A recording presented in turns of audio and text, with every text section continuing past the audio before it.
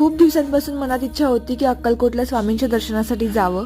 मग अचानक एक दिवस मनात आलं, ठरवलं आणि प्लॅन करून निघालो. आदल्या दिवशी आम्ही तिथे स्टे केला होता, पण त्या रात्री खूप पाऊस पडला. जाताना गाडी खूप वेळा बंद पडत होती, त्यामुळे खूप तारांबळ उडाली आमची. पण फायनली एकदा दर्शन झाल्यानंतर खूप बरं वाटलं. तिथून तुळजापूरच्या दिशेने जाताना वाटेत आम्हाला सूर्यफुलाची शेती दिसली. खूप सुंदर दृश्य वाटत होतं ते. मला ना अशी दुकानं फार आवडतात आणि खूप वेळ घालून शॉपिंग करायला खूप आवडतं, बट वेळेअभावी ते नाही करता आलं.